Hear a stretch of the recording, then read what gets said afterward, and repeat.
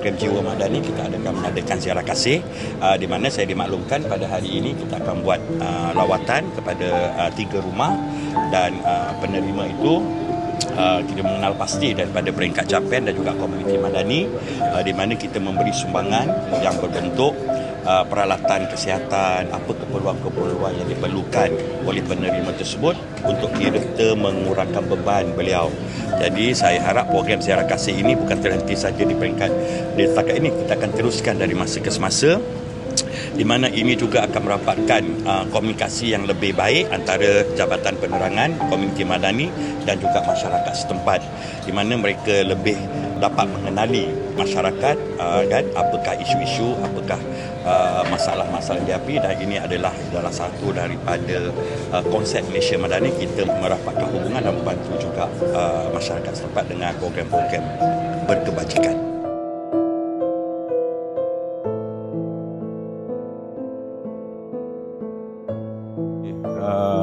Bagi saya program untuk ziarah kasih yang kita adakan bersekali dengan program Jiwa Madani edisi khas Piala Dunia ini adalah satu program turun padang kita yang berbentuk CSR, yang mana kita gabungkan satu program santai pada yang sama kita tidak meninggalkan orang-orang yang memerlukan.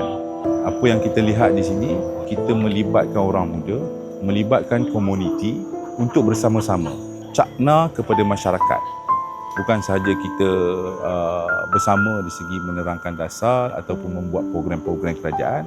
Pada masa yang sama, kita ibaratnya seperti kita connecting the dot, bridge antara kerajaan dan juga rakyat. Jadi Jabatan Penerangan dan juga agensi-agensi di bawah Kementerian Komunikasi, kita sentiasa turun padang memastikan connecting the dot itu. Maksudnya untuk pastikan rakyat dapat informasi, tetapi bukan saja dapat informasi tetapi merasai apa yang telah diberikan oleh kerajaan, apa inisiatif-inisiatif yang telah diberikan oleh kerajaan dan mereka dapat. Yang pada masa yang sama, untuk bantuan ini kita juga menjadi pemudah cara. Bukan saja kita bawa kotak makanan, bukan saja kita bawa bantuan kewangan dan sebagainya, tetapi kita lihat dalam semua perspektif. Program ini adalah program yang kita bawa bersama dengan komuniti supaya nak memperlihatkan peranan komuniti di kawasan-kawasan berkenaan. Bukan saja untuk kita buat program, tetapi kita melihat secara keseluruhan denyut nadi rakyat, apa yang mereka mahukan, apa yang perlu kita bantu.